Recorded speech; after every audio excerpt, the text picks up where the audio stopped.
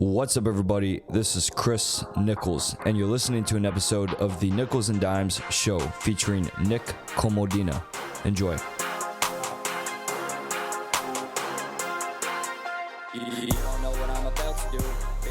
What's up, Nick? What's up, man?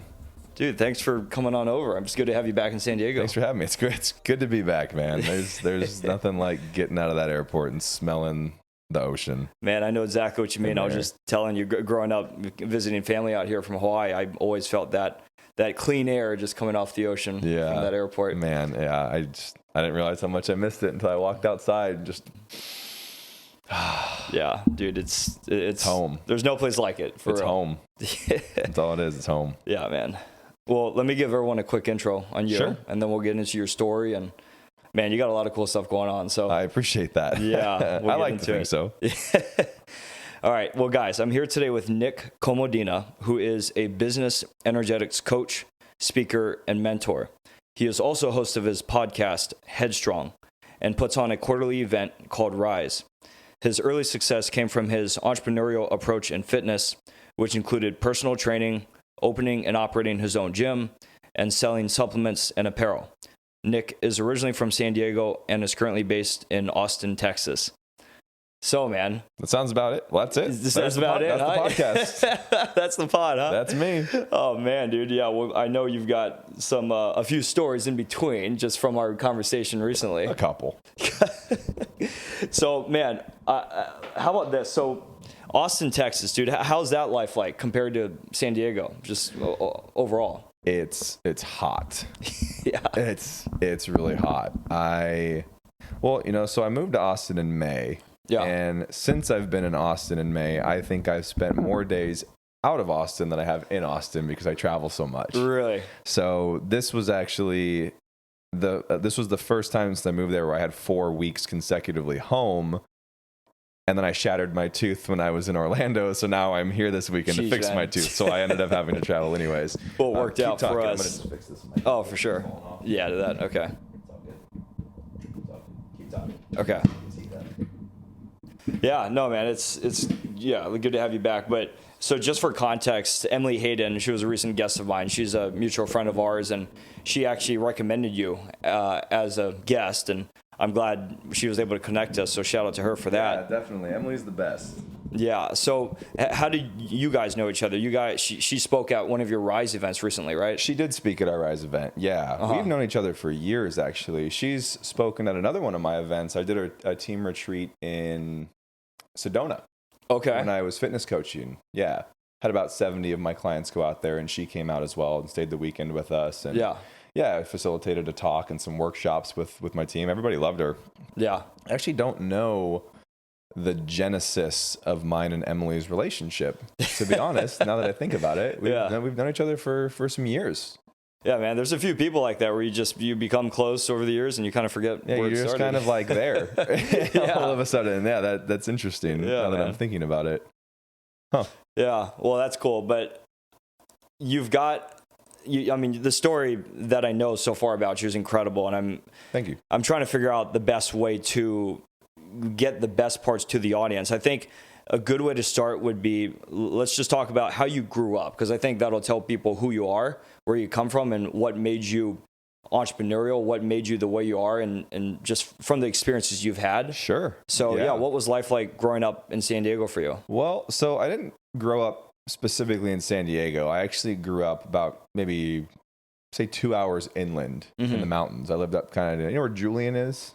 Yeah, I think so. So in there, in the boonies. Yeah, okay. And lived with a single mom in a trailer park. It was kind of the 8 Mile Eminem story, you know? My grandma lived next door, and my father wasn't around. Didn't have a father in my life growing up. So I was just kind of raised by women. Yeah. And it was it was just a very interesting approach to life, you know? Yeah. But I grew up, and my mom gave me everything. You know, I never felt scarce, or I never felt that we were scarce. But I picked up a lot of scarce habits and patterns and thoughts along the way. You know that money. You had to save money. You had to only spend money on important things, and so just that alone. If I wanted something and money wasn't spent on me, then I understood. Oh, I'm not the important thing. Oh yeah.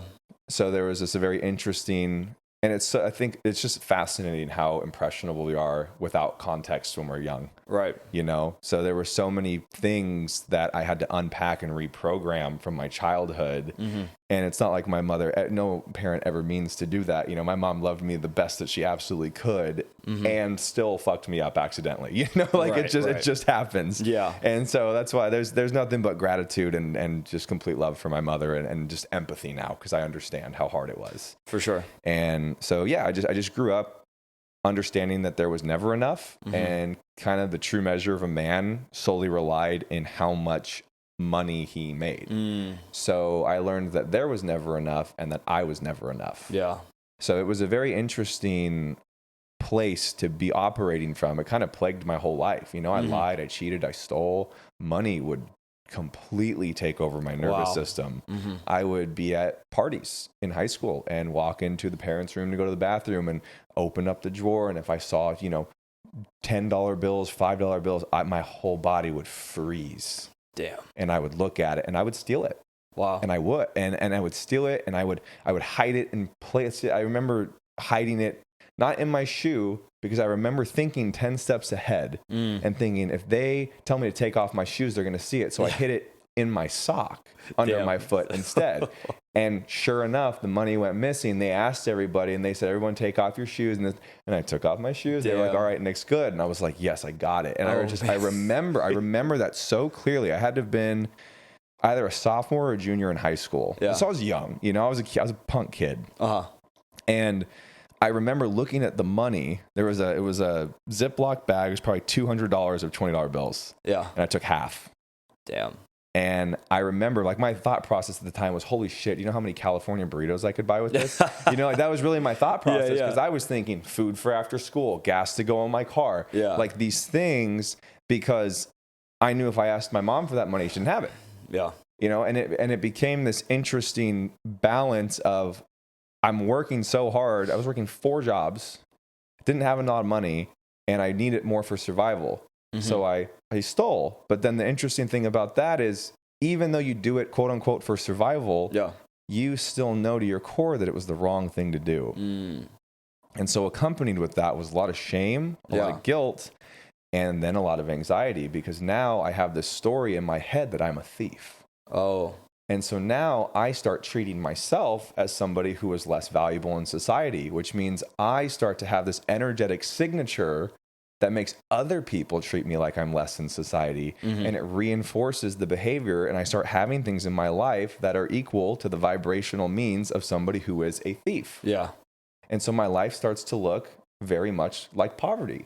My life starts to look a lot like stealing, a lot like lying, a lot like not being able to trust people, always looking over my shoulder, always feeling like there's not enough. And that was just the vibration that I was in. And so when I call myself a business energetics coach, that's one of the main principles I teach people, is that if you are scarce and you're frantic trying to escape a situation through your business, you're just going to find more of that situation inside of your business. Mm-hmm. And you have this neediness, this scarcity, this franticness to you. And that doesn't make people feel safe. Yeah. And when people feel safe, they don't trust you. And if they don't trust you, they don't buy. Yeah. And so that's just kind of a premise of what I do. Anyway, sorry, I'm ranting here. That helps. No, it does help making that connection, especially with the term business energetics coach, because it's not something you hear very often. Well, you know, you make an interesting name for something that you do, so everybody goes, "What's that?" Yeah. And then it's a lead conversation. Right. You know, I'm very strategic with everything that I do. Yeah. And people really misunderstand energetics.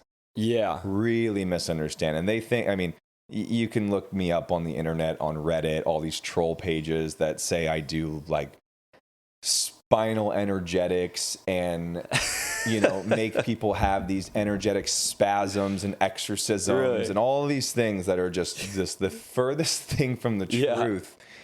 Because I posted a video of a breathwork session at our Rise event of people crying. Oh. And so people don't understand that. And they don't understand energetic. So they say, if I don't understand this and I don't understand that, they must be the same thing. You see? Yeah. And that's why when we don't understand something, our first default is to hate it. Right. Our first default is to to explain all the reasons why it's bad or it shouldn't be there. Yeah. And what's very interesting is the people who do that also have a really hard time hating themselves because they act in ways that they don't understand. Mm-hmm. So when you hate everything you don't understand and you don't understand something about yourself, what's your default? To hate yourself. Yeah, yeah. And that's energetics. Mm-hmm.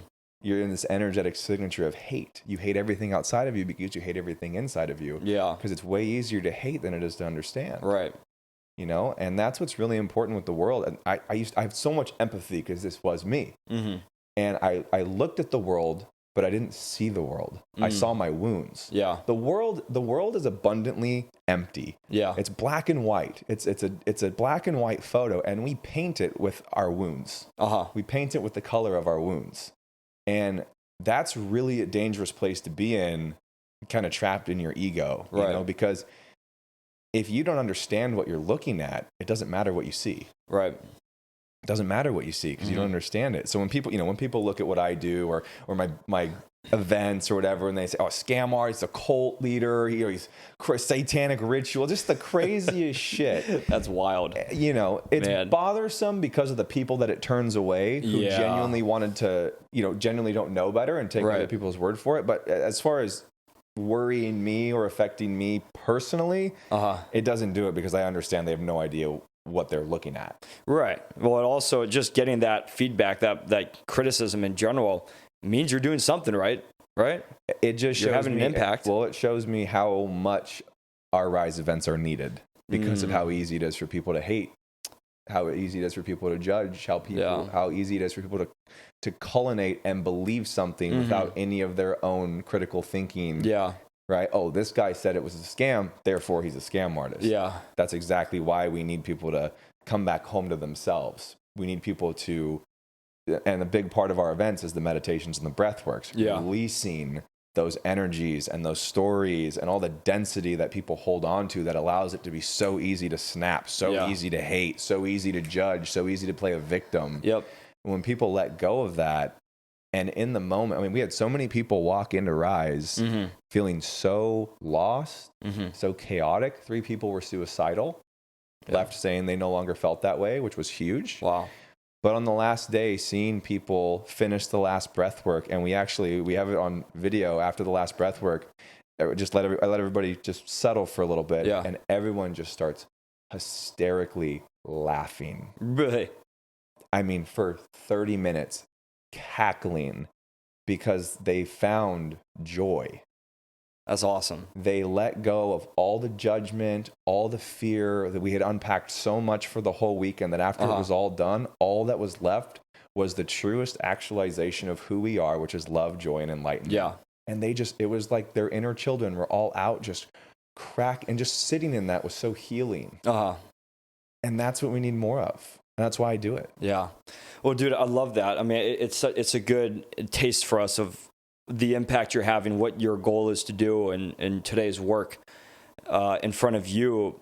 But I would like to talk about the story that gets us to where you are today, right? Sure. To Impakt Industries. I apologize for going off the path. No, I like it because it gives us a good idea of, better idea of what it is you're doing now so that people know why it makes sense. Like the experiences you've had. I may shift timelines a few times. That's I love it. So I love it. We'll go back to high school and whatnot. I go to college, going to college full time, and I'm working 5 jobs. I'm working at Kmart. I'm working at the Boys and Girls Club. I'm teaching hip hop dance. That was my first real thing. I was a hip hop instructor. I loved it. How'd you get into that?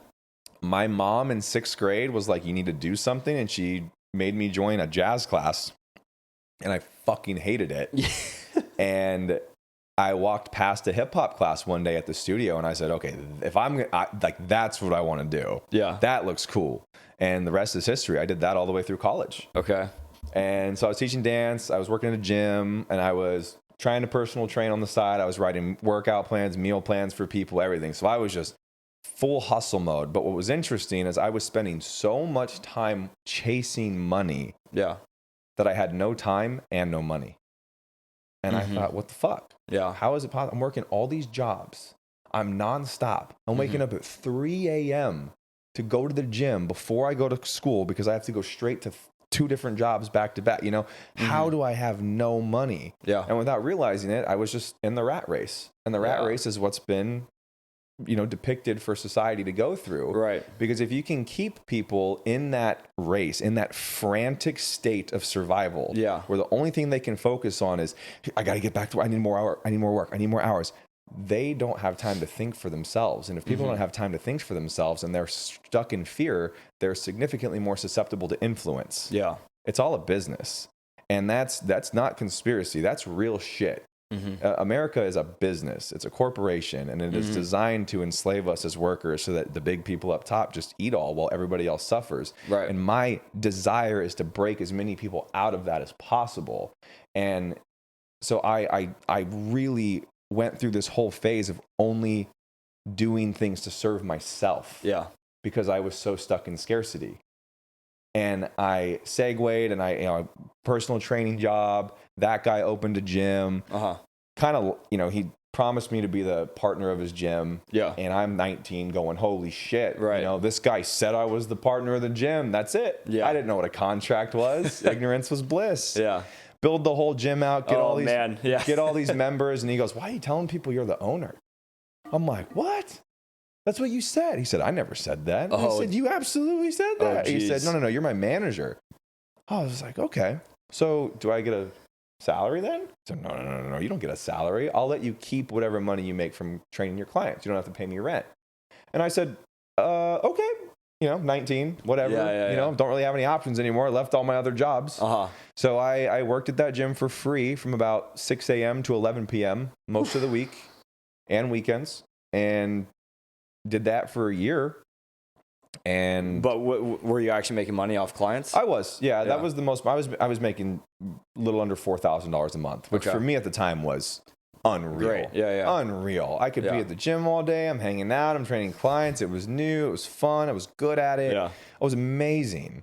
And, you know, I'm so grateful to have had him as my first real boss because of how awful he was. You're right. Yeah. It set the standard low. Well, not that. I think when you don't know what direction to go as a leader, seeing somebody embody the exact opposite of what you want to be is so empowering, because you say, okay, I just know I need to walk this way. Yeah. And I know how to not treat people, and that's a really good place to start. And that was huge for me.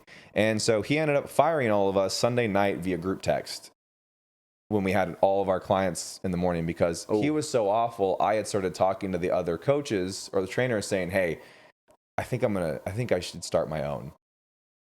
And they all said, please take us with you. Yeah. You know, and back then again, 20, trusting everyone, telling everyone who were looking for investors. Somebody went and told him right away, you know, and so he just fired us. And that was the first time in my life that I had everything ripped out from underneath me. In a text message, I lost everything.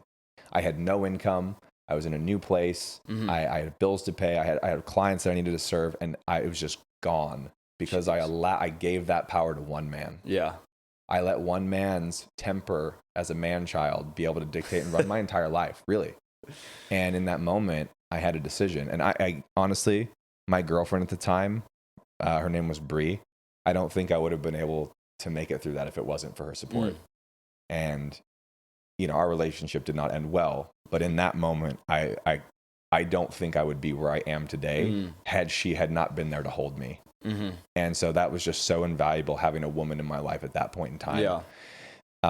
But I just, my only thought, and I didn't even realize this at the time, my only thought of focus was, I need to find a place to train my clients. Yeah. And that's really important for people to understand. My thought was not, oh shoot, I need to go back to the Boys and Girls Club. Oh, I need to go back to Kmart. I need to go see if I can get my jobs back. And not by choice. I wasn't trying to be brave. Yeah. That was just what my brain had started to morph into. And without realizing it, I was an entrepreneur. Yeah. Oh, okay. Without realizing it, I was already an entrepreneur. And I said, here's the problem. How do I solve it? Not how do I run away from it? How do I solve it? Yeah. So I started training at this guy's back. He had like a disconnected garage. It was a wrestling mat with a squat rack and a 15-pound dumbbell. Like, it was nothing. Yeah. And it was peak winter, so it was super hot in the days in Ramona, and then it was super cold at night. Oh yeah. And so it was like, if it was 50 degrees outside, it was 40 degrees inside because it was like a tin thing. And trained my whole roster out of there for over a month. Yeah. Finally landed an investor. And it was one of the trainer's fathers-in-law. He said, hey, I have $20,000. Could you make a gym out of $20,000? And in my head, I'm going, absolutely the fuck not. But I say, absolutely. Yeah. So I grabbed, we sign a lease. I go to get the check. And when I walk in to get the check, he goes, well, wait a minute. I'm not going to give you this check unless you make him 50% owner of the company. Oh, wow. And that was a betrayal. Yeah. That was a blind side. Yeah. And I said, I'll do 45, 55 because I can't give up majority, but like my hands are tied. I need the check. Yeah. And so it was honestly a really shitty thing to walk into without it being even, I just felt very disrespected and very blindsided, Sure. but I had no choice. Right. So when you got fired in the group text, how long had you worked for that guy? Over a year. Okay. How many people were there about? We had 4 coaches. Okay. We had 4 coaches, and then we had probably 50 to 60 clients between all of us. Oh, wow. Yeah, but I had already signed a lease. You know, what was I going to do? You know? Yeah. It's okay. It is what it is. So but same thing. I said, okay, I gotta build a gym for 20,000. So I got all these discount places. I had them all drop it off at the curb, no professional installation. So I lugged it all in, built it all myself. That partner was nowhere to be seen. Jeez. So me and the other coach built pretty much the whole gym ourselves. Trained out of there for about 3.5 years. Had a supplement shop, did some clothes, did everything. It was fantastic. Okay, so talk about that. So you added a supplement shop to it too, and clothing shop. Did you make your own design or brand? I did. I started my first clothing brand, which was Self-Made Athletics, and then I got a cease and desist from Self-Made Training Facility because they were like, "You can't use Self-Made." And I'm 21, going, "Fuck you, yes I can." And Miguel, the owner, calls me, and he goes, he was like, "You can't, do this." And it ended up being a really good conversation. He was really cool about it. And that's how I think you can tell when somebody's in business for the right reasons. And we never really have talked since, but I really respect him for how he handled that. Seeing me as a 21-year-old kid trying to do it. And he even said, "Hey man, I would love to like mentor you. I think something good can come from this." But I was egotistical and was like, "Fuck that guy. I just wasted $1,800. I'm never going to make that back." Just all this crazy stuff. But right. So I realized like I was the man. I had my own gym. Yeah. We got rated top 3 gyms in the city. Wow. And I was paying all my bills and having like 3,000 profit a month. I was just like, I'm fucking rich. Damn. But and this is just from the clients, or did you guys have a bunch of members too? We didn't do members. Okay, we just had a bigger training facility. Okay. We ended up at the peak, had 6 coaches renting space. We had the supplement shop. I mean, it was awesome. But can I just ask real quick about the supplements though? Because that's like a massive business with a lot of regulation, right? I mean, we went through a wholesale company and just had it shipped straight to us, and then we could retail it for whatever we wanted to. It wasn't that hard. We didn't make supplements. Yeah, okay. We just sold them in the shop. Gotcha. Yeah, that makes sense. Okay. So the thing that started to scare me though was that no matter how far down my life I looked, I saw myself at the gym. And I was like, I don't like that. And I went to the Arnold Expo one year, and I got an Airbnb with a bunch of other social media influencers, fitness influencers, and a couple of them were talking about making $10K a month online. And I said, holy shit. Well, because I walked in there thinking I was the head honcho. Yeah. And I realized I was the lowest earner, one of the lowest lower earners. Yeah. And without realizing it, there's a couple of people there, and I'm extremely knowledgeable with coaching, fitness, training, body mechanics. And I was doing body work on a few of the people there. We were training together. And 2 of the girls said, and one of the guys actually, all 3 of them were like, hey, would you online coach us? We want to compete. Yeah. And I said, well, I've never done anything online before, but yeah, sure, I'll try it out. I'll do it for free. They want to compete as bodybuilders. Yep. Yeah. 2 bikini and 1 men's physique. And I said, sure, I've never done anything like that before, but I'm down to try it for free and just see if it works. And so I think that's really important for people to understand is I said, sure, I'll try it for free. Yeah. But my free was everything I had. My free wasn't, I'll check in here and there. My free was, if I'm going to do this, it's going to be great. Yeah. If I'm going to put my name on something, I'm going to go all in on it. Right. And so... How far ahead were you thinking when you made that commitment? I wasn't. Then? Oh. I just said, I'll try it out. Let's just see what... I'm whatever. No big deal. I don't care. Why were you in that mindset at that time then? Because it sounded like leading up to that, you were pretty strategic already. Like... Maybe not, I guess. I don't know. Like I think you'll never have less by giving more. Yeah. Okay. So I never have had a problem helping people. Mm-hmm. I've never had a problem providing value if I can. Yeah. I've just never had an issue with that. And so we ended up working, and I said, yeah, you post about me, tag me and stuff. And, their names were Kendall, Des, and Tyler. Kendall is still to this day the best friend I've ever had in my life. Nice. Now she was my ground zero client. I was just at her house before I came here. Oh, nice. She lives here. Yeah. Des was one of my absolute best friends. We've grown apart over the years, nothing bad, but she actually ended up winning her pro card her first season with me. Yep.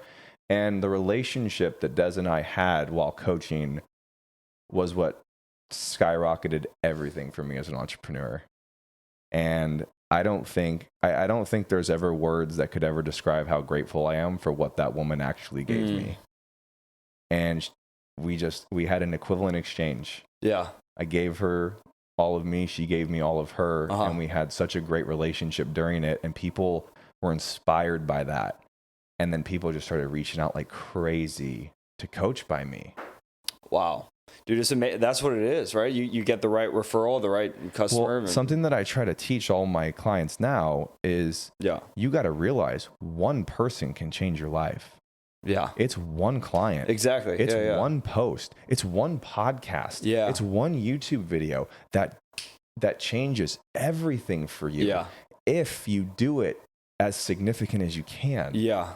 Because if you go half-ass on a reel and that's the reel that finally goes viral for you, that means nothing. That'll like define you not in the right way. Right. Yeah. And so people just half-ass their content trying to post once a day to beat the algorithm. Yeah. Most people would do better posting twice a week. Yeah. Super fucking well. Yeah. Yeah. With their energy, their value. Yeah. And it just get lost because there's so much information. What do? I don't want to lose the algorithm. The algorithm doesn't matter if your content sucks. Yes, dude. I love that you're saying this right now because obviously in my research, trying to learn about how to be a better marketer on social media, especially as I've grown this podcast, yes, that's one thing that comes up. I mean, I do agree with the consistency aspect. I think that's very important, but just putting out stuff to put it out, it doesn't rub me the right way. It's like almost if you're in a relationship with someone and you made a commitment to each other to say, I love you every day. Yeah. And at first, right, it becomes this very present, feeling each other's heart in the moment and saying, baby, I love you. And then 2 months goes by and it turns into love you. Yeah. Love you too. You don't even look at each other. You're not even there. And so the love you, it doesn't have an impact anymore. Yeah. And we dilute it by how much we do it. We get bored of it. It doesn't give us any sort of conscious stimulation anymore. Yeah. It loses its power. Yeah. And so most people would do really well posting once a week and giving it their absolute all instead of trying to do bullshit content to just get by and thinking that that's how they're going to win. Yeah. Like you're going to win. First of all, I should say winning looks different for everybody. Success looks different for everybody. So before you start anything, you need to define what that definition is for you first. Yeah. That's it. And once you define that, what's crazy, when people come into my program now, I have a call with them first before they start anything. And no matter where they at, we have a super in-depth conversation saying, what do you need your life to look like in the current state you are for you to be happy? Yeah. Most people will give themselves a pay cut to do what they love. Yeah. Just had a girl, Laura. She's the best. I just talked about her on another podcast. She came in making $5,000 a month at her current job. I said, what do you want it to look like? And she said, if I could just make $4,000 and do this full time, I would be so happy. And I said, good. Write it down, remember it, and don't forget it. Yeah. Because if you know that's all you need to be happy, everything after that is a bonus. Right. You've already won. Yeah. And people think that you have to keep getting better and keep improving and keep doing all these things to be happy. And that's where I think personal development and spirituality is destroying people now because we've swung too far to one side. Yeah. Now everybody's in this war with a deficient version of themselves. Yeah. We have such a long list of all the things that are wrong with us, all of our traumas, our limiting beliefs, all the reasons why we can't be successful. This is why I am the way that I am. Yeah. And we forget that, you can always be better, but you're also always worthy of love. Right, right. People forget that. Yeah. You don't need to be constantly improving to be happy. You can actually look at the work that you've done, the healing that you've done, and say, you know what? I actually really fucking love this version of myself. Mm-hmm. And I'm just going to enjoy it for a little bit. Yeah. I don't need to keep digging right now. Mm-hmm. This is amazing. I'm going to recalibrate my nervous system and allow myself to just feel safe and okay. Yeah. People don't do that. Mm-hmm. Yeah. No, I mean, dude, I love the way you're describing that stuff. It's so important to remember. I'm letting you go off on this because it's valuable what you're saying. Yeah. You know? Please stop me if you need to. I'm Italian. I won't stop. I'm consciously trying to keep my hands down so I don't knock this mic over. Well, no, man, I appreciate what you're saying, but so when you got these clients that were game changers for you, right? You were going about this, you were running your gym, you were a well-known personal trainer at this point, right? And things were going well. You were making good money. Amazing. Things were getting better and better. And then you started getting more clients.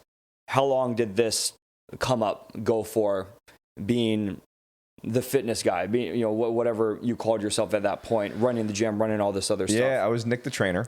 You were? Okay. Isn't there another guy like that? Maybe. Okay. Nick the trainer was like circa 2015, so he's OG. Nick the trainer. That was my thing. Hey guys, Nick the trainer here. That was what I always said. It was just my thing. Okay. And I was doing the gym for 3.5 years. Started coaching them online. Saw how many people were flooding in asking me to coach them, and I didn't know how to.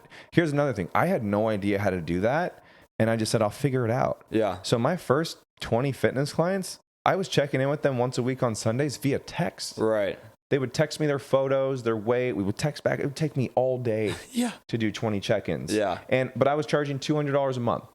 So I was making like an extra $4,000. Wow. And I went, holy crap, this is amazing.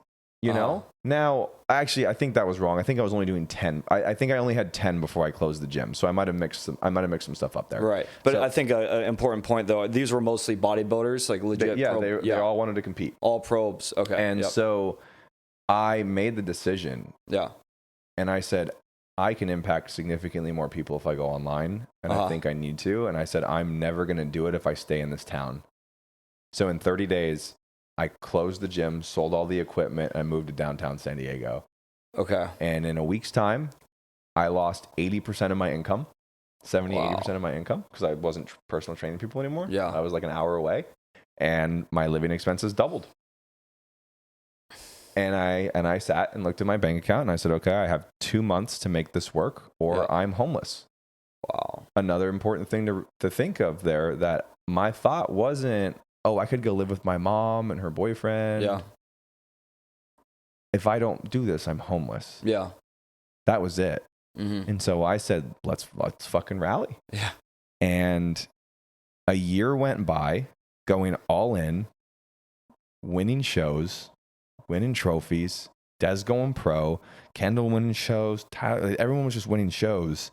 And in a year's time, my lease was up and they were going to raise my rent. I was like, fuck that. Yeah. And I looked at my bank account and I realized I could buy a house. And so you didn't realize how rich you were getting. I never paid attention to my bank account that much. You're just grinding all the time. Yeah, I had like 130 grand, 140 grand in my bank account. And I went, what the fuck? And like you see it. Yeah. But you don't think too much. For me, anyways, I didn't really think too much about that. I grew up scarce. So for me, it was like, if the money was in my account, it didn't change my life because I was so afraid to spend it that I would just hold it there. That's another thing people don't understand. If you're super scarce, I hand you $1 million, you either panic spend it or you put it in your bank account and you don't touch it. Yeah. Your life doesn't change because you didn't change. So I looked at it and I said, holy shit, I could buy a fucking house. Yeah. Called up my buddy James, he's a realtor, found a house, put an offer in, got accepted. And I'll never forget the day that he handed me my keys. Wow. And where was the house? It was in North Park. Okay. And he handed me my keys and he said, congratulations, buddy. He walked away and I went and I sat in the kitchen and I just cried. Wow. That was the first house I'd ever lived in my entire life. And I bought it by going all in on myself, by walking away from what was comfortable, by jumping and saying I bought myself a house. Yeah. And then that same month, I realized that taxes were a thing. So I had put $60,000 down on the house, and I had to pay $70,000 in taxes. Oh man. And in 1 month, $130K came out of my account, and I was back down to 10,000. And I freaked out. Jeez. And so I bunkered back down, and that was right around the time I hired Chelsea Stewart, my first assistant coach. Okay. Chelsea Stewart changed my entire life. Chelsea Stewart was the single best decision I've ever made in my life. Wow. Single best decision I've ever made in my life. That woman has done more for me than I could ever repay her for. Yeah. She's still with you today? No, I don't fitness coach anymore. She actually, she was so emotional when this came up, but she actually brought up that she wanted to part from the company and start her own. Oh. And she was in shambles, and yeah. I was so, it was so hard, but I was so proud of her. Uh-huh. And her husband now have their own fitness coaching company, and they're absolutely crushing it. And just to even think in that moment, yeah, it felt like a loss, but just to even know, man, I was able to play some role in empowering this woman to be able to just go build this empire. It's just so cool, not to take credit for anything that she did, but just knowing I was along to help on that journey it's so amazing. For sure. Yeah. So once I hired her, it was just wildfire. Yeah. We just grew and grew and grew. 3 coaches, 4 coaches, 5 coaches, 6 coaches, VAs, sales reps. Yeah. And, with all of that came Impakt, my clothing company. Yep. We started doing pre-workout. We started doing greens. I started really investing money into crypto, making a lot of money. We started a little crypto service where people could buy a subscription, and we would just kind of show what we were trading. Yeah. And I just had all these ad sponsors. I had all these avenues coming in, and I was living in Houston, Texas. I was in a relationship at the time that was super toxic. Okay, so could you just bring us from the transition from buying that house in San Diego to Houston? Yeah. So I went to Houston for a fitness event, and met who would have been my girlfriend there, and we started dating for about a year back and forth, decided to buy a house together in Houston, and moved there. And there was just a lot of red flags that I ignored. And I also didn't know how to be a man in a relationship. I never grew up with a father. I never grew up with masculine leadership. I only grew up with women. Mm-hmm. And I really didn't understand masculinity. I only knew femininity. I mean, my mom had a lot of girlfriends, and they all had daughters. Yeah. So when I went to hang out with kids, it was all girls, and my mom would support them all, like putting makeup on me and dressing me up, and everybody would laugh, and my mom would tell me how cool everybody thought it was that I was just so comfortable with myself that I was okay with that. And so what that taught me was, I am accepted by being funny, and the only way that I'm accepted for being funny is if I am being extremely feminine and dressing up as a woman. And my mom would my mom would let me dress up as a woman, and her friends would come over and they would laugh, take pictures, like everything, and even sent me to school in 8th grade for Halloween dressed up as a girl to be funny. And obviously my teachers were disgusted at that, and my friends made fun of me, and I got in fights. Fist fought in a dress. I did, and I won. So worse for him than it was for me. But wait, where did that come from your mom's side though? What was her idea behind it? I just can't really say. Yeah, I don't know. And again, you ask my mom, she'd probably say, "No, you loved doing that." Right. And it's like, I'm a little boy. I don't know any better. I'm being completely influenced by your direction there. Yeah. And that's okay. Some people aren't ready to have those conversations. I don't hold it against my mother at all. Like, I'm fine now. I've reprogrammed, thankfully. But it was just like I was being gaslit when everybody was telling me it was wrong what I was doing. My mom was telling me, "Oh, they're just so uncomfortable. Oh, they're just so insecure. Like, it's just so funny. Everybody thinks you're so cool." So I realized that, okay, hyperfemininity is how I am. Yeah. And then my only masculine role model for leadership when I was growing up was literally Vegeta from Dragon Ball Z. Right. Which sounds crazy. It does. But I unpacked this in a therapy psychedelic session. Uh-huh. And he was I was really drawn to his character. And he was the only masculine figure that I looked at as a kid. And so he's extremely pompous. He's arrogant. He's got a ton of pride. People are really afraid of him. He fights. And I thought, okay, that's what a man is. Okay. He's super shut off, no emotions. And that was how I was in relationships. And I was just going to ask you this. I'm glad you're saying this. Cause like I was going to ask, what was your definition of masculinity at that time? It was, so I was really condescending to people.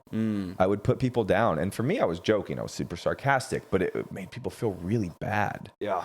And I would strike fear in people. I wanted people to fear me and not want to mess with me, because I thought, oh, if a woman saw how much everybody was afraid of me, she would respect me and love me, and everybody would be on my side. And that's such a coward's way to rule. Right. Mm-hmm. And I ruled with fear. I see. Mm-hmm. And it's a lot like I call it the false king archetype. Yeah. The king who is so afraid of a war that he sends his men out to start wars. Yeah. Versus the divine king, who all of his people are inside the castle walls, not outside the castle walls. Yeah. And he brings peace and he unites the kingdoms, and he's very generous and he's very giving and he's filled with love and he creates safety and he's respected. Yeah. That's masculinity. And I didn't know that. And I hurt a lot of people. I hurt myself as well. But that's, we learn by two things: surprises and mistakes, And without having really, I had an abandonment wound with my father, and I also had an abandonment wound with my mother. So I had very, very conflicted relationships with both the masculine and the feminine for a quarter of a century. That's wild. Wild. And you were about mid-20s at that point. I was 26 or 27 when we bought that house. Okay. Lived in it for about a year and a half. Yep. There was incidences with two of my best friends and her. Mm-hmm. One was ongoing for over a year, and all my friends knew and nobody told me. And that, I had to look at that, and I made my mistakes infidelity-wise in the relationship as well during that time. But I had to really look at all that when it went down and say, I built this. I built this life. I wanted so bad. When everything came crumbling down and everybody took her side and nobody took my side and nobody wanted to hear me out. Nobody even wanted to listen. Yeah. For me to say, well, this has been going on for a lot more people than just, nobody even wanted to hear it. They just shunned me. And I wanted so bad to be the victim. Yeah. I wanted so bad to be the victim. Of course. And I had to just sit in it. And I told myself, no, you're not going to react. You're not going to respond. You're not going to defend yourself on social media and ruin her life just to make you not look as bad. Like, you're not going to do that. You're going to take full responsibility that you're building this for yourself. So if you want to stop building the same thing, you need to change the energy that you have when you're building. Yeah. So I was building out of lack, out of scarcity, out of no self-worth. I was so desperate for somebody to love me. So everything I built reflected back all my shortcomings. Right. And when that all crumbled, it ended with me. I remember it was like 3-something in the morning, and I looked over and she was sleeping next to me. And this was the day we had broken up. So we went to bed, and I saw her and I was looking at her, and I felt I didn't know who I was anymore without this life. And I started crying, and I reached under my bed and I got my gun. And I looked at the case, and I remember barely being able to see the case because, your eyes are so teary, everything's blurry. Yeah. And I opened it, and one of the sides was off, and I remember having to jiggle it and be quiet. And I grabbed the gun, and I walked outside into my backyard, and I cocked the gun. And I remember walking out and being like, oh, it's cold. I should probably go get a jacket. And then I stopped myself and said, well, what's the point? You're not going to be cold much longer. And I stood in the grass, and I just was crying, and I looked up at the sky, and I just put that gun to my head, and I was just literally sobbing at this point.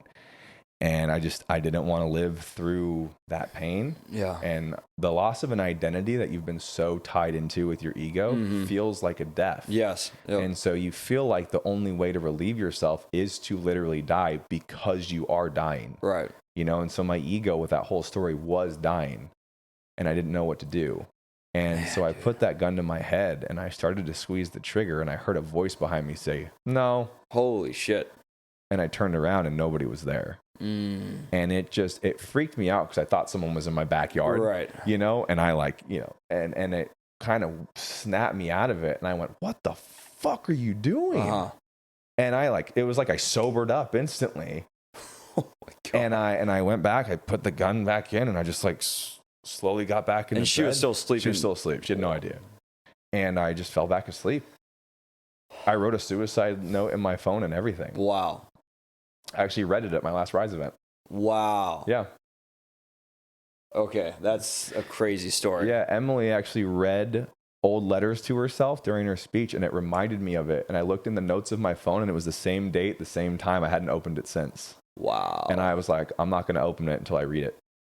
Oh my goodness. So you read it live. So I read it live in front of everybody, and I sobbed. I bet. But it was so powerful. Because after reading that all, I was able to tell them, that was me a year and a half ago. And look where I am now. Yeah, that's just a year and a half ago? Yeah, it was the end of 2021. It was December of 2021 when that all fell apart. Oh my goodness. Yeah. And it was just being able to show them I had a gun to my head. Yeah. And I was the worst possible version of myself. Yeah. A year and a half ago. Almost 2 years ago now. Yeah, despite how successful you were. I wasn't successful. I was rich. Yeah. I was rich. In a different definition. But I was the furthest thing from successful. I was not wealthy. I was poor. Yeah. And I'm the wealthiest I've ever been now. And I'm seriously so fucking proud of the man that I am today. So many people still hold the story of who I was, and that's okay. They'll catch up eventually. But I know who I am now. Yeah. I no longer need to believe in who I am. I don't need belief. I know. And so many people rely on belief. Yeah. They rely on, I don't believe in myself enough. No, it's not belief. Belief replaces knowing. And knowing replaces belief. When you're young, you believe in Santa Claus. And yet the night before Christmas, you're frantic with anxiety, wondering if he's going to come through or not. Yeah.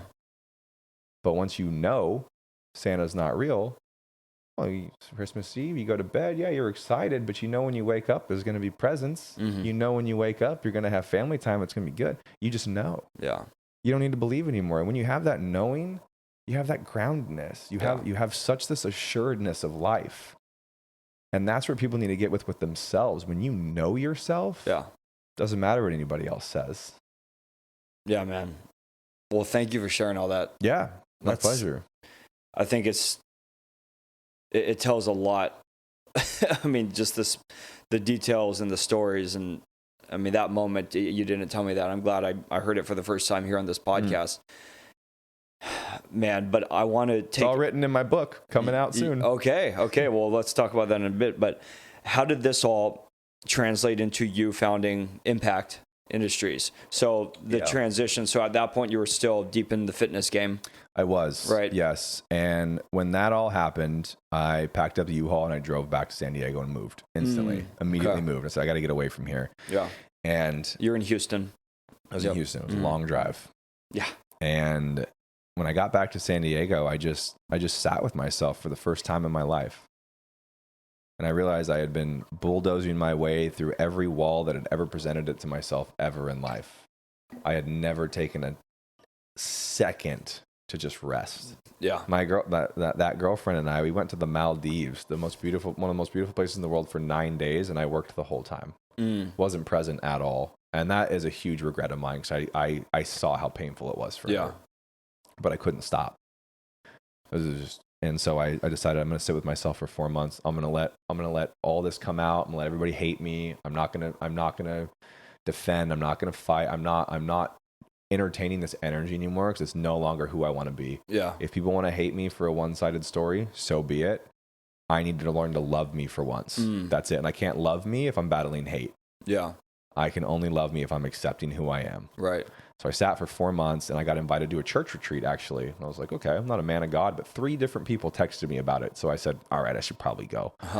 And we went. It was all men's retreat. We went into this massive tent. One of the preachers was preaching, and he had us all close our eyes and put our hands up. Yeah. And he said, the Holy Spirit is in here right now. And I said, I was in my head, and I said, God, if you're real right now, I really, really need to know. Yep. And when I said that, somebody behind me like grabbed my arm and kind of like pulled me like they were trying to tell me something. And I turned around and no one was there. Mm-hmm. And I just got instant shivers up my spine. My timbers were shivered. Let me tell you what. And I was like, all right, I closed my eyes and I said, okay, why? Why did all of that just happen? Why did that all just have to happen? And he said so clearly, because you weren't paying attention. Yeah. And I just went, fuck. And he said, I need you to prioritize a relationship with me, because what I'm asking you to do next is too big for just you. And I went, holy shit. And in that moment, I realized and felt a love from a father that I had never felt in my entire life. Wow. And I just cried. Yeah. And I realized, whoa, this is how powerful it can be to have like a father who loves you unconditionally and supports you. I felt unstoppable in that moment. Mm-hmm. And that was the moment I had realized I had been building my life for other people. Or for myself, sorry, not for other people. Gotcha. I've been building a life solely to serve me. My fears, my insecurities, my scarcity, just all my wounds. And that was when I realized, okay, I need to actually bring something to the world to serve others. Yeah.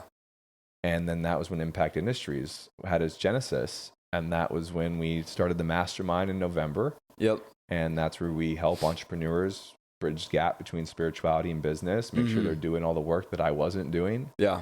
And making sure that they're aligned in who they are, who they're serving, why they're doing it, and how to grow and scale the business that way. Yeah. And it's just been this incredible journey of self-discovery. And through all that, I can't even tell you how many NLP certifications I got, hypnotherapy certifications, breathwork certifications, meditation, life coach, success coach. I mean, I just went so all in on being a student.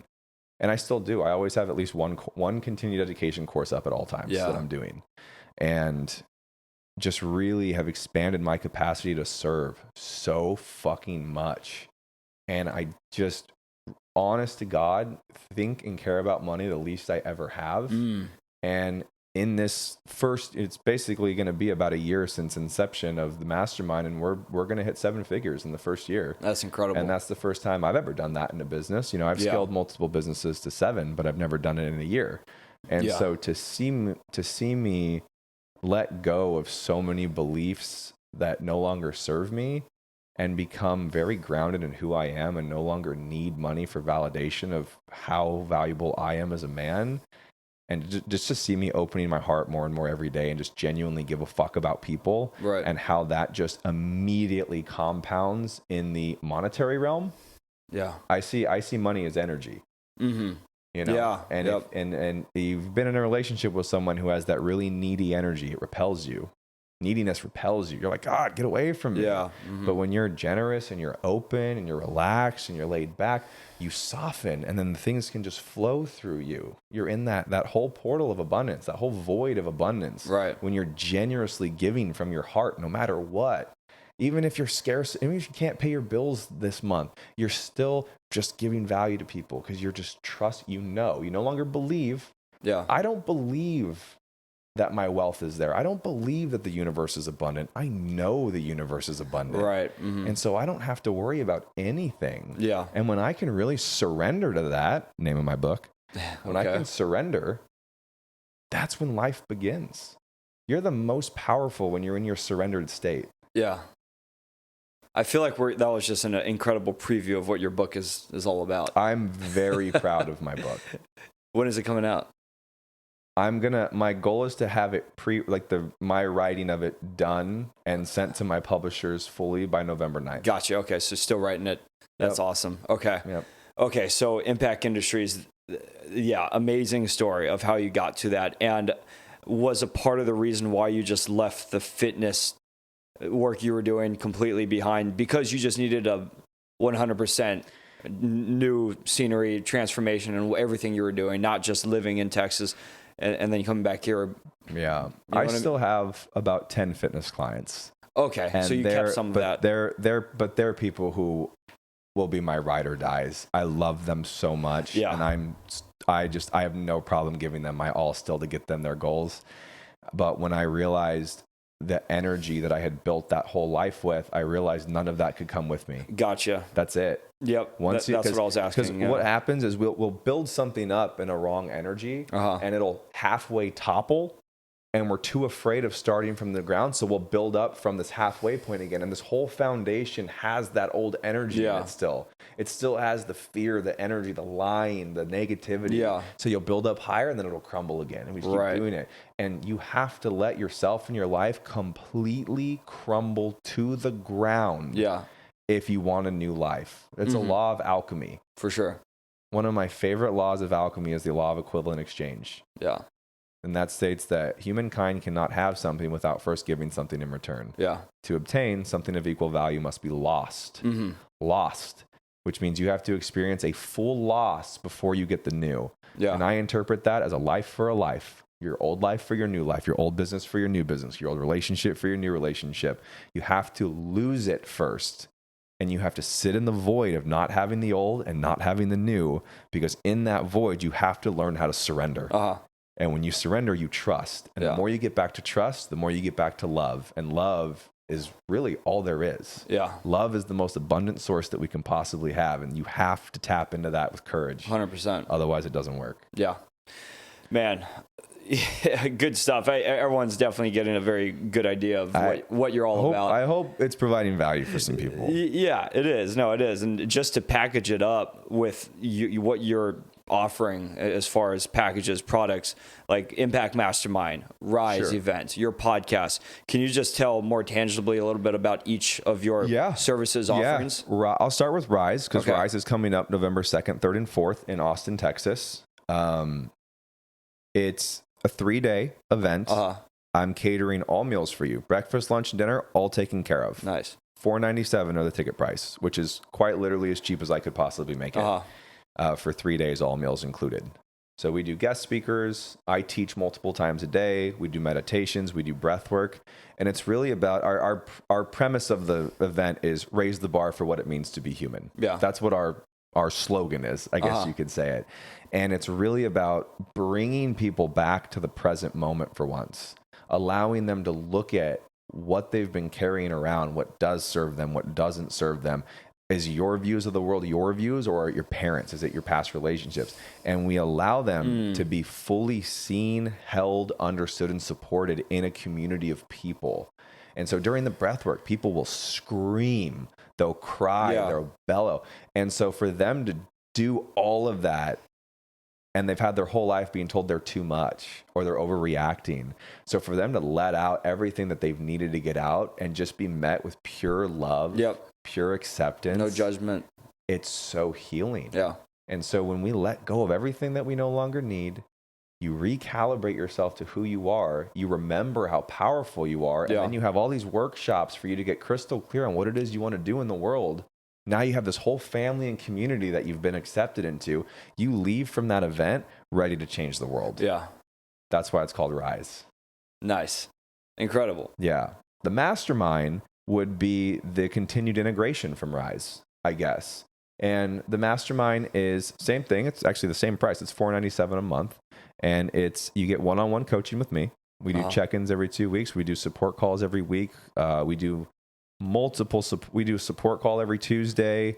We have guest speakers coming in all the time. I do 2 other main calls a week. So, I mean, you're probably getting access to 10, 15 calls a week or a month. Yeah. On top of one-on-one support.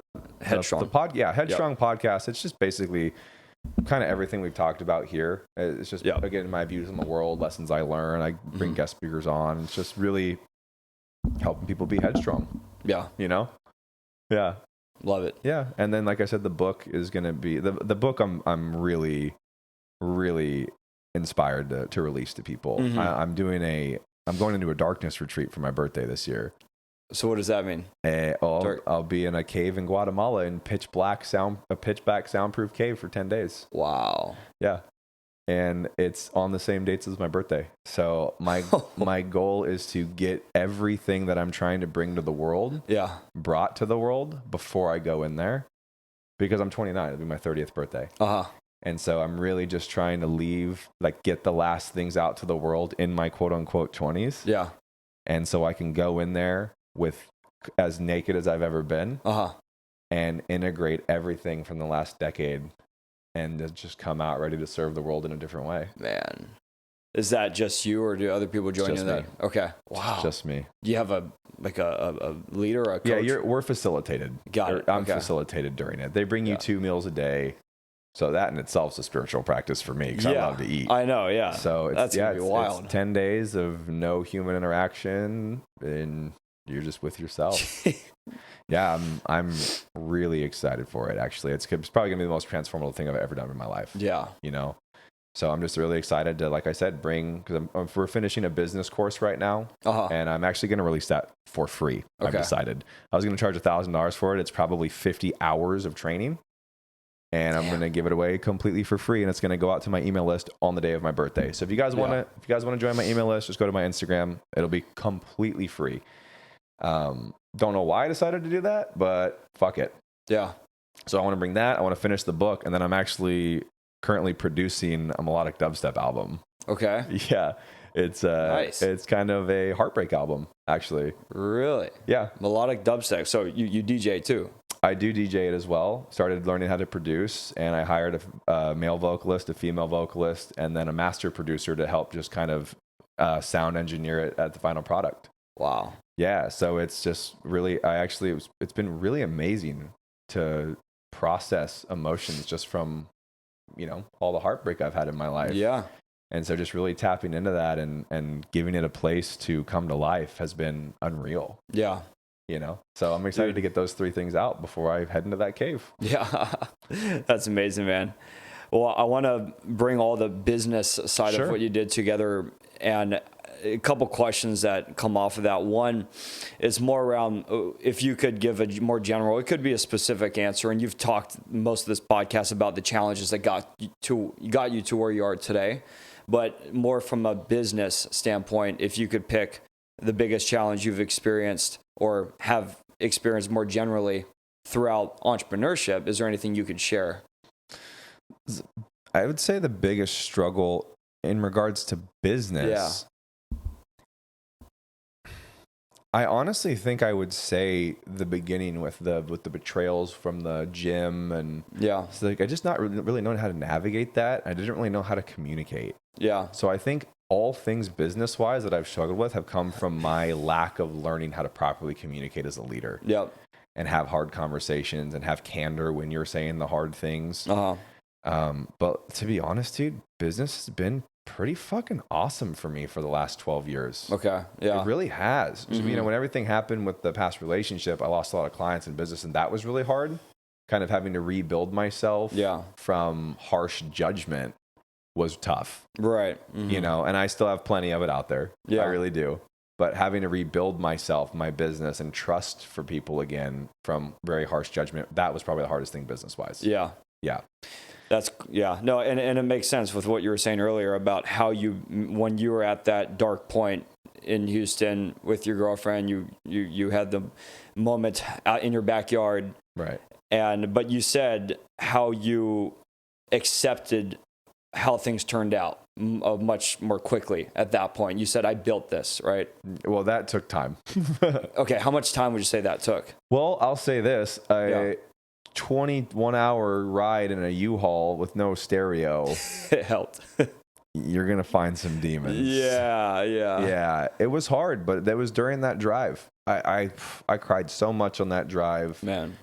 It was really painful just knowing how much I wanted to save everything. And every second I drove, I was getting further and further away from that life. Yeah. And that was really hard. Mm-hmm. But yeah, just during the drive, I just had more and more realizations and more acceptance, more understanding, because I was processing what I was feeling instead of holding it in. Yeah. And so after each wave of massive tears that I honored, I'd have clarity. Yeah. And then another phase of emotions would come up, and most people get really frustrated. Why do I keep crying? I thought I was over this. But I just allowed it. I said, okay, cool, more tears. I would put sad songs in my ear to help me feel. Yeah. Music's the only thing that's ever let me really feel my emotions, because I learned from a young age that I wasn't allowed to have them. Men have it tough when it comes to that point. You know, there's a big stigma around it. It's like, men, the unconditional love. One of my favorite rappers, Jax. You know who Jax is? He's a YouTube rapper. Him. Okay. So he just came out with a song a while ago about what it, like, struggles of a man, and it's really powerful. And one of the lyrics in there, he says, "Unconditional love is for women, children, and dogs." As in, men need to be a certain way, right? Have it all figured out, be the provider, be the protector, need to be strong, need to be, need to be on top, need to be the leader, need to have it all put together. Yeah. And it's really exhausting. But music's been is probably the only thing that lets me fully feel my emotions, which is why I'm so passionate about having my own music project now to help people do that. Yeah, I was just going to say. Yeah. And so I just allowed my emotions every time to just fully get out.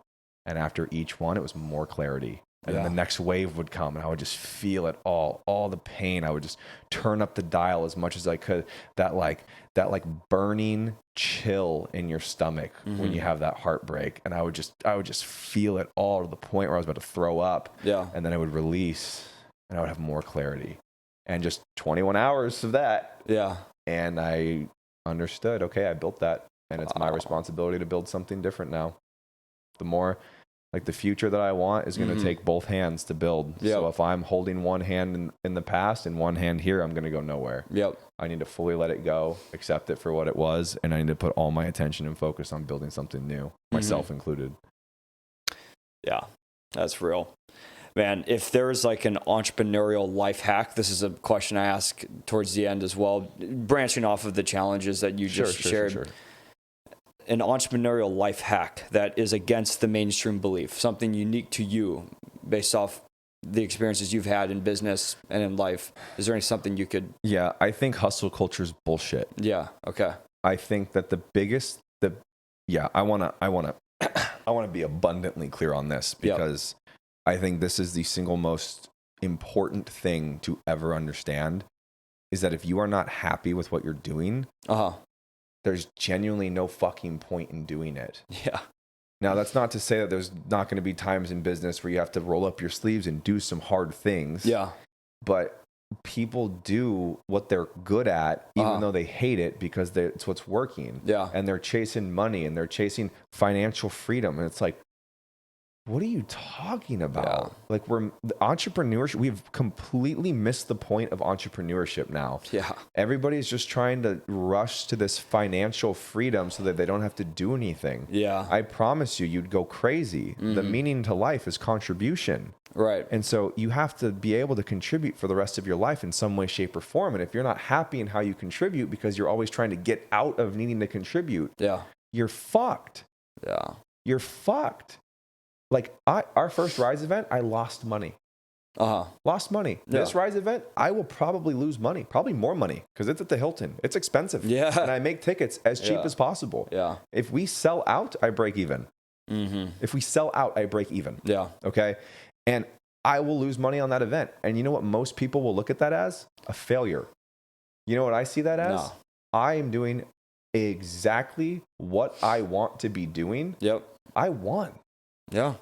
You want to fly first class? What do? You pay for it. You upgrade. You pay more money for a better experience. Yeah. If I want to host an event, if 30 people come to this event and I lose my fucking ass, okay, rented it out for 150 people. Yeah. If 30 people show up at this event, less than the first one, I lose my fucking ass. Yeah. It cost me $75,000 to put this event on. Yeah.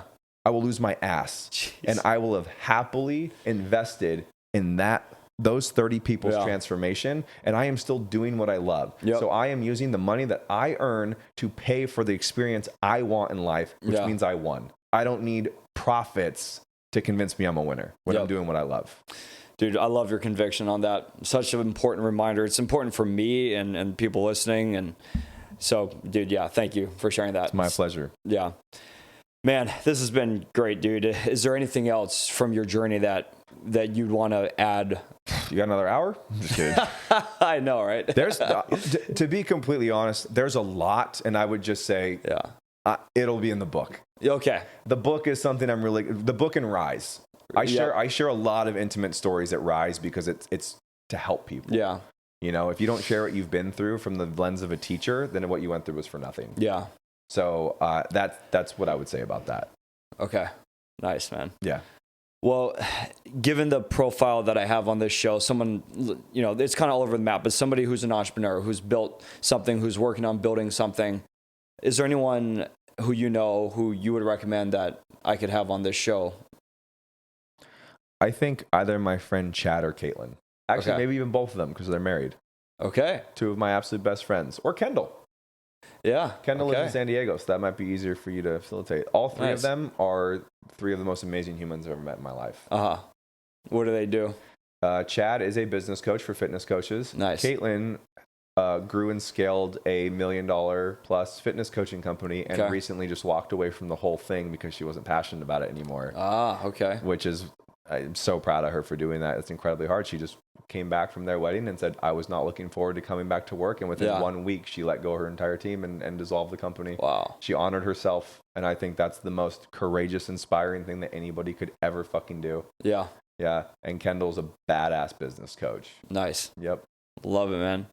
Well, cool. Well, Nick, how can people find you online, your social media? Yep. I am Nick Komodina on Instagram. I'm Nick Komodina _official on TikTok and YouTube. Mm-hmm.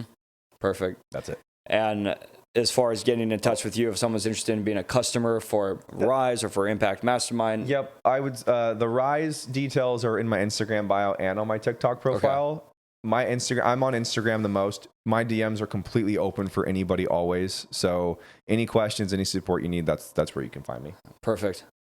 Nick, dude, thanks so much, man. Thanks for having me. Sharing everything. Yeah, this was fun. I learned a lot from you today. So I appreciate that. I'm excited to listen back to this and actually take some notes. I appreciate it, man. Thanks for having me. All right, man. Bye, everybody.